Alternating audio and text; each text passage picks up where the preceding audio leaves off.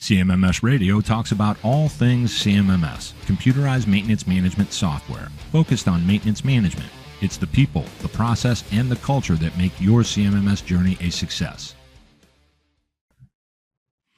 All right, you see him there on screen. This is Scott Blanford. He is the co-founder and the CEO of MROplan.ai. And you're thinking, whoa, Greg, you're doing something with AI on an episode? Of course I am. So I'm always keeping an eye on the industry. I'm curious about who's coming into the industry, doing things differently. Everybody's always asking me, why are there so many CMMS or maintenance technology systems out there? There's a reason for that. Everybody works differently. And sometimes you got to redesign the mousetrap. The basics don't change that much, but technology can help you leverage more. So we're going to get into that today with Scott. Scott, welcome to CMMS Radio, man. Thanks, man. Thanks for having us on. Oh, man, this is one of the funnest things for me to do when I get to learn about something new. I can read stuff on the internet and all that, but this is a better way for us to kind of get to know who you guys are, why you're doing what you do, what kind of gaps you saw that MRO Plan can solve, but in a different way. So one thing that's important, folks, is the concept behind MRO Plan is that it's a lightweight plan first AI CMMS, meaning it's powered by AI. It's got the AI baked into it. And I want to get into all that. But Scott, how did you get into this industry in the first place? And I'd love to hear a little bit about your history that leads up to the launch and formation of MRO Plan. Yeah, so for the last 25 years or so, I worked in the ERP space for metal service centers. So the companies that are reselling that metal to metal shops and things like that. I was no longer at that job, so then I thought of, okay, what's the next thing for me? So a guy contacted me, and this guy has helped us with other employees and things like that in the past. So he's actually the one that came up with the initial concept, but it really didn't work until we kind of got together and started talking about it. And our thoughts were, when we kind of came up with this idea, was we saw a hole in the market for manufacturers that have machines that are not doing maintenance on them. Right? They don't have the budget to have a big, huge system to do this. Right? They don't. What we saw a lot was, and in my past ERP thing with some of those companies, is they were doing their maintenance and they were doing it on a clipboard. Right? And that clipboard was serving them to a degree. Right? They kind of got some of the maintenance done, but they didn't when it came to be audit time, or when it came to be whatever time. Then they had to go through the clipboard. They had to figure things out. So we really saw that as a niche in the market that said, this is missing. Something simple, something that's not going to kill them from a price standpoint, but something super simple that they can record their maintenance and then get reports back on that maintenance. Yeah, and this thing where people ask me these questions about all the different systems, of course I don't know all of them. Of course I don't know every little detail as to how they are born, but I'm always interested in that specificity around what is the problem, the main problem that you are solving, and what is a real differentiator rather than all the things everybody says. And I think that's where these great systems come from, with the unique working styles. So you see a gap, you find a solution for that gap, you start connecting it to these businesses that really do need alternatives that are high impact, but they don't cost so much. And obviously we can say, hey, how big's your problem? Well, all these different things we're doing in maintenance, we're so reactive. We know we're blowing $200,000 a year. Well, there's a lot of systems out there that are going to say, well, we can do this system. It's going to be $120,000 a year. We're going to solve that problem. You're saving 80 grand. Well, hold on a second. There's a lot of blind spots there. So when you go to a more direct approach like this and you focus in with the intention around the affordability part, what you're really doing there is, it's not that the value's not there that you could get more money. You're making that part of it easy. so that the impact can be driven. And then you also have this likelihood of the solution staying in place if they're really adopting it well. So there's some unique aspects to this, though. Like, what does it mean to be different than a work order first type solution? Yeah, so it kind of goes down to a couple use cases, and our two main use cases. One is what I kind of talked about before. It was the clipboard, right? They're doing maintenance. They think they know they're doing the right maintenance, and their ISO audit comes up, and they go, "Crap, we have to have Sally in the office there go through all these clipboards of all these machines and put it into an electronic format," right? And they do it. That particular company that I'm talking about had their audit on Tuesday of this week, actually. And he was like, this was so much better than what we had in the past. So that's step one. Step two is we had another customer that thought they were doing their maintenance properly, right? They were doing it. I don't think they were using a clipboard. I think they were using an Excel sheet or whatever. But they ran into the case. We showed him the software. He's like, okay, I need to do that. I need to do that. And then he ran into a problem where one of his machines went down. It went down. It went down for 3 weeks, and it cost him $30,000 to fix it. Plus whatever he lost out on those 3 weeks of production, right? Yeah. So then after that time, he came to us and said, okay, let's look at your system. I want to relook at it again. And he said to us, and the other part of our system is we'll take your machine manual. We'll use AI to come up with that plan for you. So you ingest that PDF manual into our system. And we did it with him. We sat there and he goes, okay, I know exactly what the problem is. Let's go through it. And he goes through and it returns back a lot of stuff. Some of it you get rid of and everything like that as you kind of go through that. But then probably about 3/4 of the way through the system, it came up and said quarterly task, replace the spindle guard or some, I don't remember exactly what it was, but it was that thing that they weren't doing on a quarterly basis. Mm-hmm.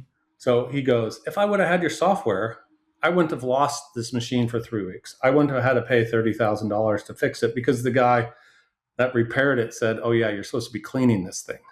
And they didn't. So those are our two big use cases right there is, do people know what maintenance they're supposed to be doing, right? Are people actually reading a 400-page manual to tell them what it is, right? Yeah. Sure, you can use AI and stuff like that today, and you can kind of get a list. But is it going to go into your system, and is it going to schedule things for you based off of that, right?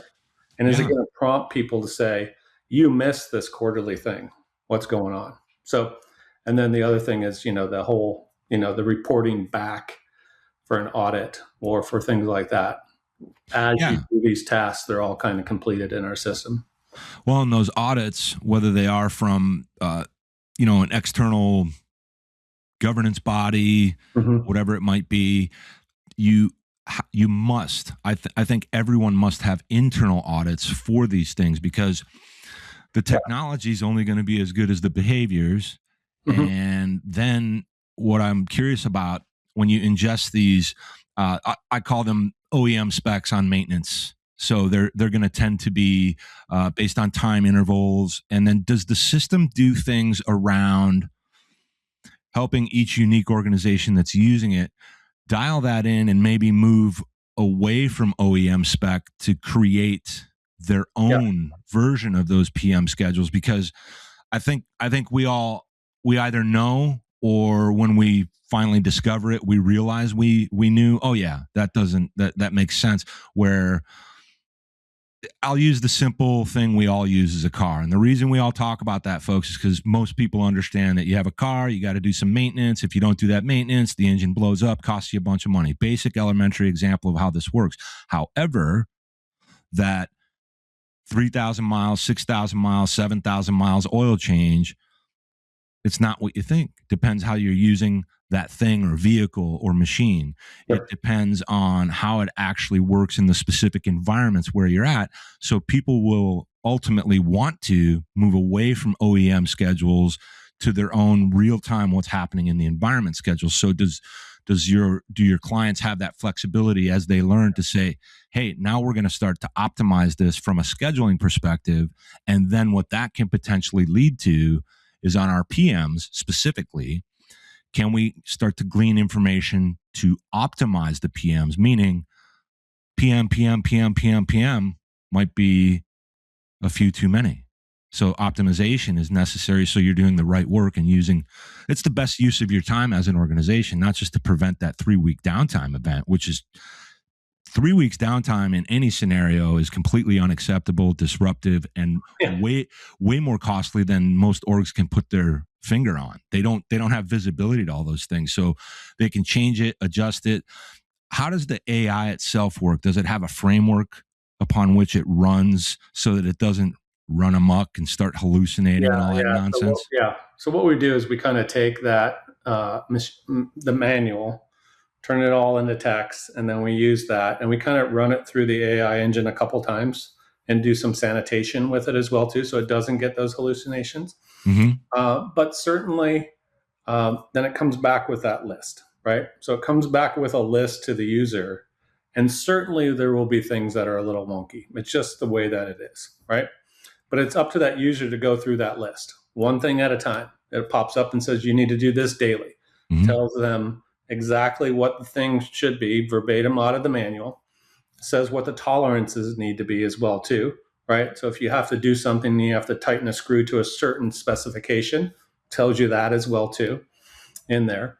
And then it kind of groups them together. So then you can also take a look at them, and the manual will say, do this daily, do this daily, do this daily, right? And we present those to you as different things, right? But then we also give you the ability to say, I want to merge all these things together that are daily into one task, right? Because why have a guy do 10 tasks when it can be one that lists all 10 of those things that they need to do, right? So that's one aspect of it. And that we've seen our customers kind of get into it and go, okay, that's a good start, right? But then as we go with it and go, oh, this daily thing is killing me. It's too much daily or something like that. So then they kind of take it and tweak it, and then they can go, okay, I'll take that daily and make it every 3 days or once a week or however they want to adjust that. And the system will just automatically then adjust and say, okay, you had this daily for the next 90 days. Now it's every 3 days or every weekly or whatever. So we do that based off of all those, what we call events in the system. Okay. An event is like a template that says, I'm going to do this, or I want the maintenance person to do this on a daily basis, weekly, what have you. And then from there, we create these individual tasks, we call them. And those tasks then are what actually gets completed, for that specific event. So that's kind of how we have it set up. So we were able to merge those together, and that kind of came from one of our customers. He's like, there's too many of these things. I have 12 daily things. And he was kind of copying and pasting things together to do it. And we're like, okay, we can figure out an easier way to do that. So it's just a screen. You choose the ones you want to merge together, and they merge together. One of our customers also has 10 different machines, right? They're all the same. They're all 10 Swiss CNC machines. So he got one of them set up, and he goes, oh, I got to do this for all these? Are you guys kidding me? So then we changed the program and said, okay, there's now say, okay, I want to duplicate it from this other machine, right? So he gets that one machine all set, right? This is what we're doing for this one machine, Swiss machine number 4, right? And then he can replicate it. And then it gets replicated across them. Those are the kinds of things where, like I'm always preaching, and, my crew, my people that a lot of people know that I not only hang out with, but I refer them because they're my real deal pros. There's a bunch of them. I'm still growing that group, but we all shout about the basics, the fundamentals, and that's where it all happens. So to go back, like to turn this into I don't know if it's a story, right? But we do these things, and yes, we should be tracking them, writing them down, recording them. In fact, a really good friend of mine, 2 of these guys were on site at a location, and they wanted to find data to help assess the grounds and all that. I won't get into all the details. And they found something from 1927. Everything was written down. The penmanship was phenomenal. And we made this joke that's the 1927 version of a CMMS. And it really is, because maintenance management, asset management, asset repair is in there, but the maintenance itself and those activities, the behaviors and the technology start to merge, so you can get rid of the clipboard, so you have both records. But ultimately, with all of these types of technologies, we want to see the people, places, and things that do the work, where they do the work, what's failing, what's not, what's running well. So the technology starts to give you that visibility, while also this thing you talked about with the assets. I can remember my old days where you'd get a client and they've got X number of locations, and one location might have, I mean, if it's big enough, it might have 72 rooftop units. Yep. So having those options to say, instead of, oh man, I got to do this 71 more times, or like you said, 10 more times, to replicate, move over, and then dial in, change the asset number, make sure it's in the asset hierarchy properly, and all those types of things.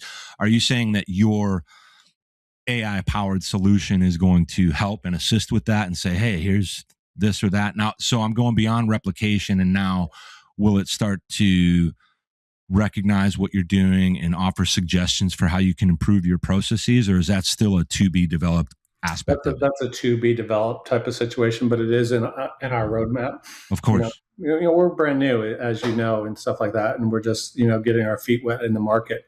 Well, that's part of why we're doing this, because I went through that journey. Of course, not AI, right? But and again, I'm always fascinated by where and why the solution was born, and it will iterate and evolve.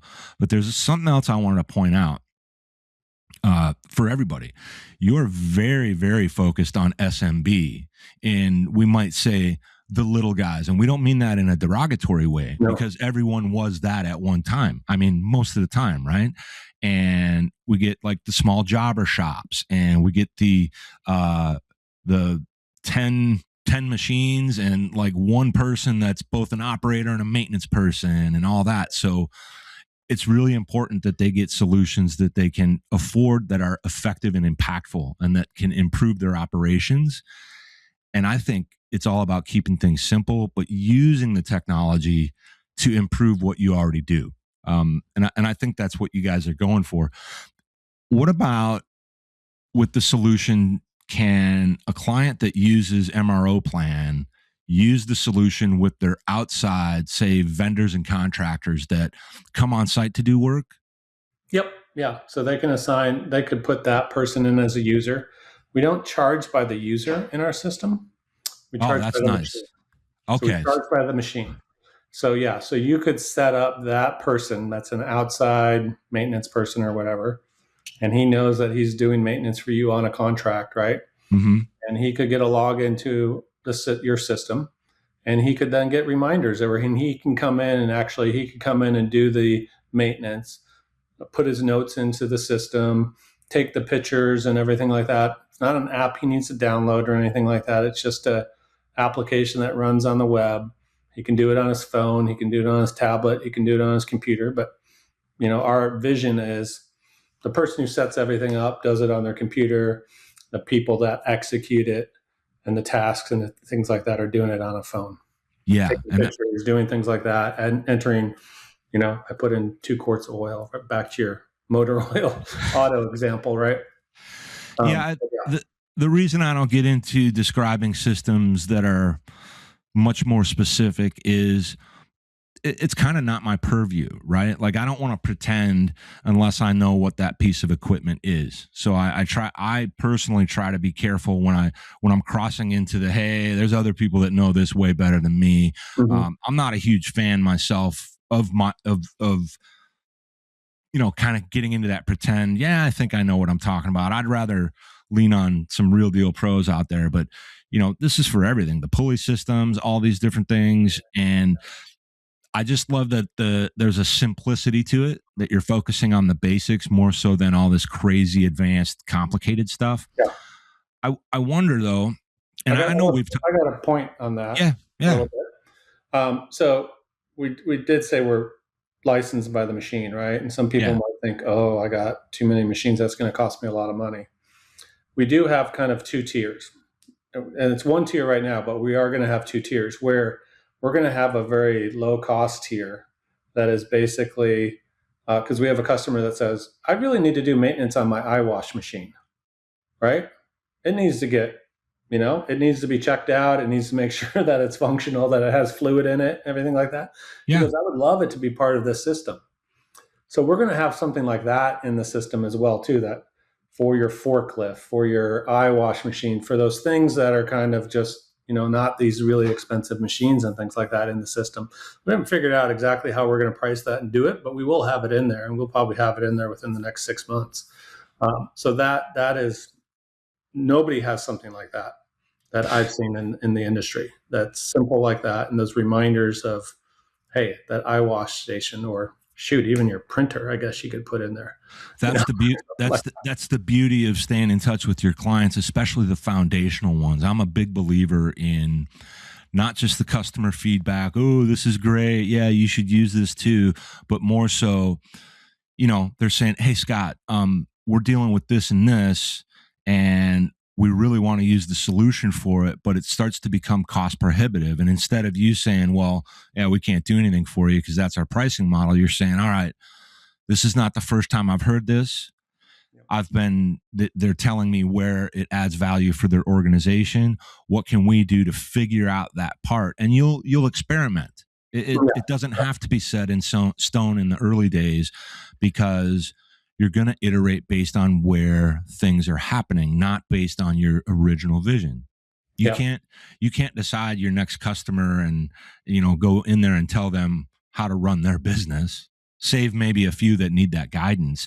You're supposed to meet them where they are. So doing that is really good. And I always encourage everyone that's building solutions and delivering them, listen to those folks, but also be really wise about, don't overbuild your system for every little thing, because it'll take you away from your original goal. And then you start becoming an all-to-all, and it becomes a pile of spaghetti, which I'm not much of a fan of.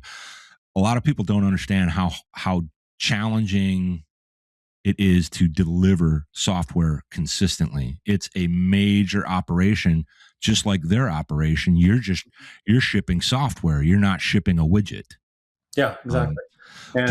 Do you include the various support services where if somebody just has all these questions, they interact with the system for that, or they just call you guys? How does that all work? Yeah, they can connect with us and everything like that. We can get in touch with them. But kind of going back a little bit to what you were saying is, like in my ERP days and everything like that, my passion and my thought of building software was to go visit customers or go talk to customers on the phone, go in the warehouse and see how the warehouse guy uses the ERP handheld system, right? Mm-hmm. And I could build it one way, and I know how to build software, and I've been doing it for a very long time.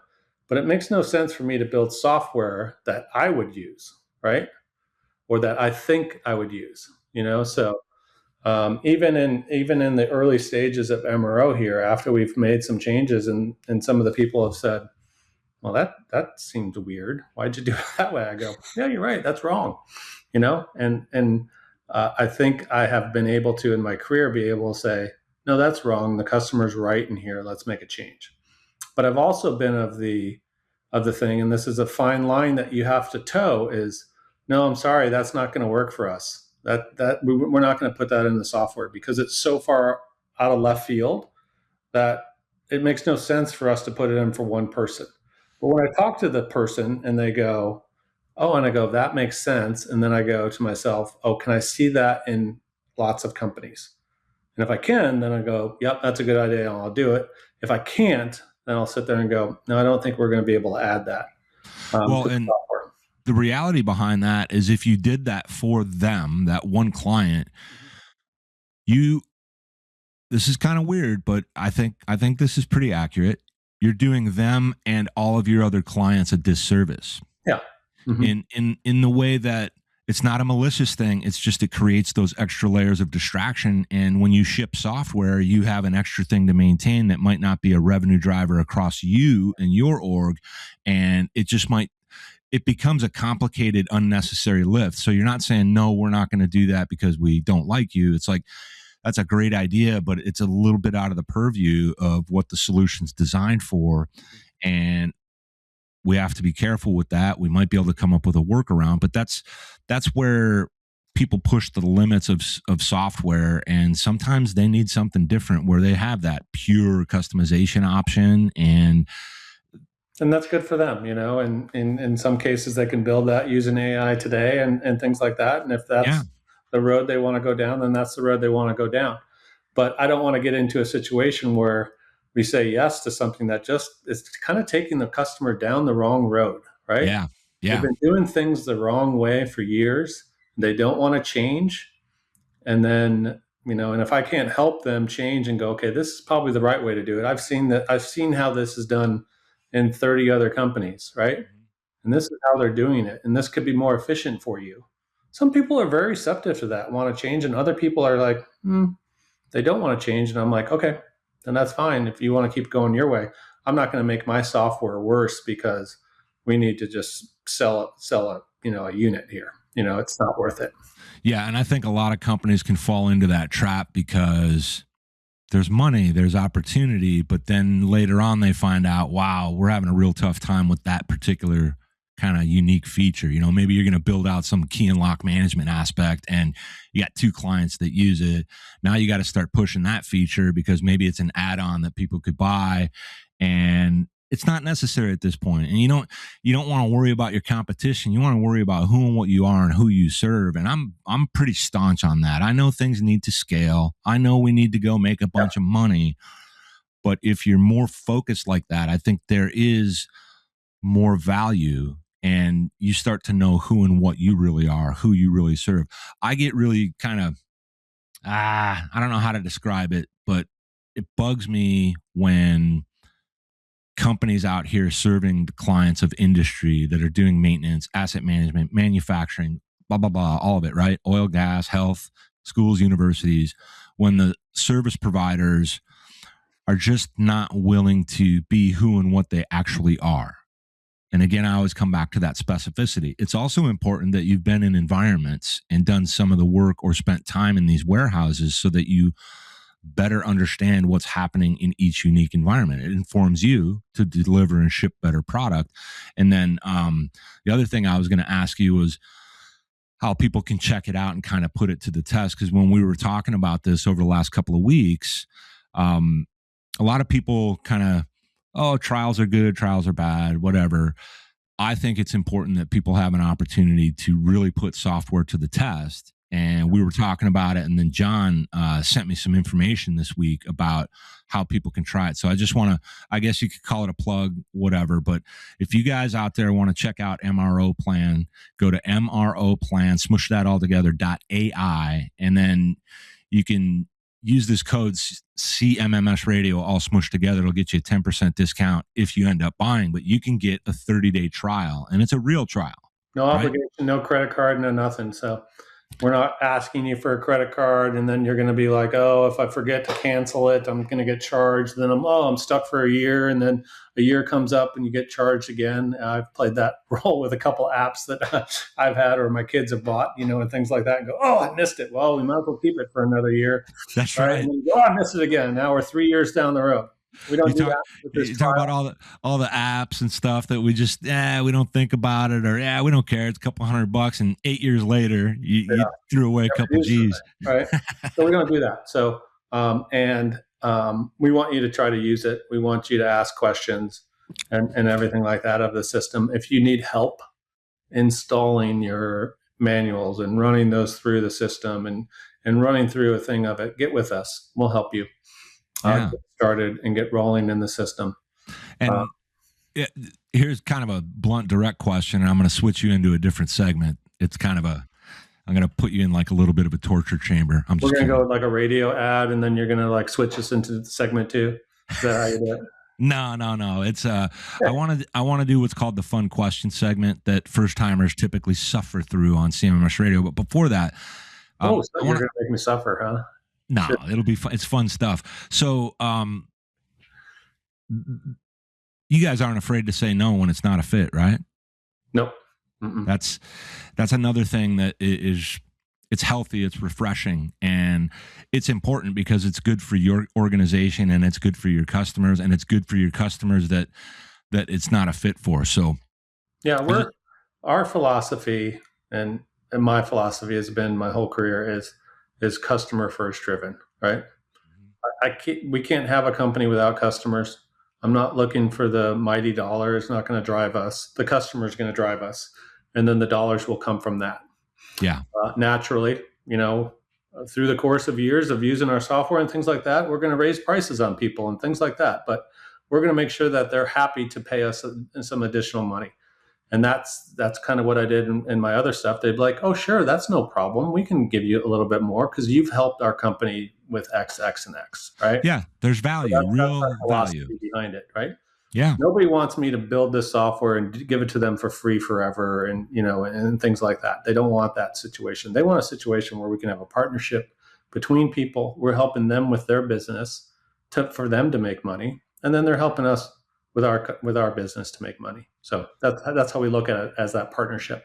That's how it should be. Essentially, The elusive win-win I'm a big fan of is we're out here delivering things that make an impact, a real impact, and add value to an organization. Yes, we're in business to make money, but we want our clients thriving because then everybody gets to make money, thrive, and go somewhere together. And that's what it's really all about. I know we got balance sheets and, someday you're going to be so big, you're going to IPO or whatever the hell.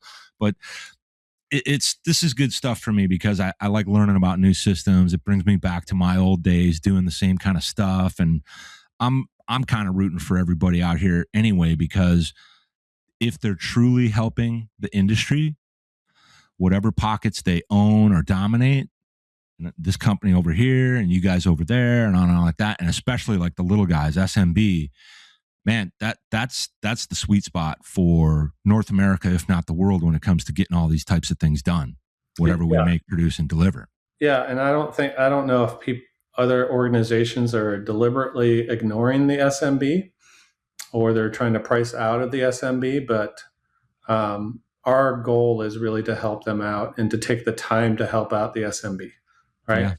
Yeah. And it's fulfilling. If we don't make as much money as the other big guys that have the huge corporations working with them and everything like that, then so be it. Yeah. There's nothing wrong with that. It's like that in all businesses, and kind of knowing and understanding that and having a focus on that. And it's actually an additional part of your mission and your philosophy. I think it's great. So now it's time for you to go through the fun question segment. Yeah, these are softballs, right? There's one that's kind of a tough question, but it's fun for us. Get to know you a little bit, kind of move away from we're talking product and maintenance and assets and all that. So the first fun question is, what is your favorite music? My favorite music? Yeah. Oh, I kind of bounce around. This is an interesting question because I was actually on a trip this past weekend, and this guy asked me, and he was asking everybody, and this was a mission trip I was on through my church, but he asked this question to all these people. You'll be really interested in this because you're going to want to use this in the future. So he asked, what group or person or band or whatever would you want to see in what era, in what location? Ooh. Isn't that a great question? So it kind of goes along with yours. Now, my favorite band is Rush. So all-time favorite band is Rush. But I've seen him so much, so I didn't answer Rush to his question because I've seen him so much since I was in high school. Yeah. So I didn't answer that. And actually, if you look up there somewhere behind me, there's a picture of me with Geddy Lee up there in one of the corners. I think I think I could see it. Yeah. But my answer was Led Zeppelin at Wembley Stadium in the 70s. That's a good answer. So, yeah. But what I love about the way he asked the question is it pulled these different elements together. It's a really strong question because when you connect those three elements, it does something. Yeah. It takes you back, makes you imagine. And that's why these questions are cool. So but he had one person answer. He said Mozart was their answer. I would like to go see Mozart, or whomever. So it's a great question. So you got to replace your first question with this new one. I'll consider it. It's I love it. So for you, it really is, generally speaking, aside from days and weeks where it changes, it's classic rock. Classic rock. It's always Classic playing. rock. My kids are like, we're listening to classic rock. But I like Jack Johnson. I like some of the new stuff. I like country every once in a while as well too. So Yeah. yeah. It's good stuff. Next fun question. Okay. Number 2, what is your favorite sport or hobby? And on sport, it does not have to be one that you play or played. It could be one you like to root for and follow. Well, my favorite team is the Chicago Cubs. There's nothing like seeing a game at Wrigley Field. You know, I live in Arizona now, but I grew up in the Chicago area. So Yeah. that, but not necessarily my favorite sport to watch. But that's my favorite team and things like that. But if I want to watch a sport or go to a sport, it would be either college football or college hockey. I love those two. I have season tickets for ASU for both. Nice. And they're so much fun. Yeah. So much fun. The atmosphere behind, college football and the tailgating and all that is just fantastic. And then college hockey, I love hockey. It's so fast paced. There's small little arenas that you get to see them with college hockey, and it's just raw. These kids are just trying to somehow make it to the NHL. So it's exciting to kind of watch.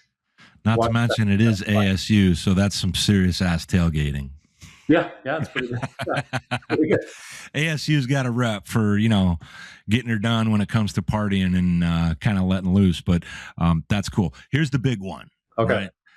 And there's no wrong answers on any of these. What is your philosophy, perspective? Is it even a thing when it comes to this concept of work-life balance?